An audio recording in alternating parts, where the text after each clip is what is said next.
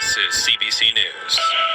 Good morning, I'm Tom Ross. Following a recent fatal collision, Calgary Transit has lowered the speed limit for CTrains at a level crossing near Memorial Drive and Deerfoot Trail. The move is one of several steps being taken to try to improve safety around the crossing. CBC's Scott Dipple reports. A man was killed last month after driving into the path of a CTrain at the crossing. Within days, Calgary Transit issued a directive to its train operators, dropping the speed limit approaching the crossing from 80 kilometers an hour to 45.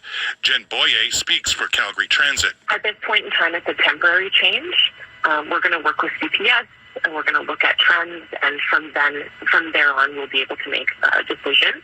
But for now, it's temporary. Boyer says another set of flashing lights may be installed at the crossing. The senior leader of mobility safety with the city, Tony Churchill, says it's also looking at how to reduce the collision risks, with changes coming in the next few weeks. Some of those may include some slight timing changes, or how the traffic signals interact with the transit signals, and potentially some changes to signage, some enhancements. Churchill says the city, transit, and Calgary Police will also work together on a safety review which could lead to further adjustments. Scott Dipple, CBC News, Calgary. Calgary police have charged a man following an officer-involved shooting last week. On Thursday evening, police were called to reports of a man assaulting people and attempting several carjackings in the northeast community of Temple while brandishing an imitation firearm.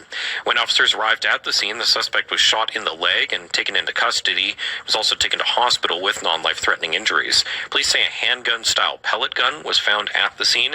The Alberta Serious Incident Response Team does continue to investigate the circumstances surrounding the officer-involved shooting, but as a result of the 911 calls that initiated the police response, the 36-year-old man is charged with offenses including robbery and assault.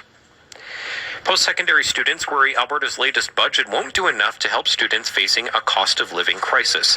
Tala Abu Hayane with the Students Association of MRU says more meaningful support is needed to ensure people continue to get degrees and stay in the province to serve the needs of various employment sectors in Alberta.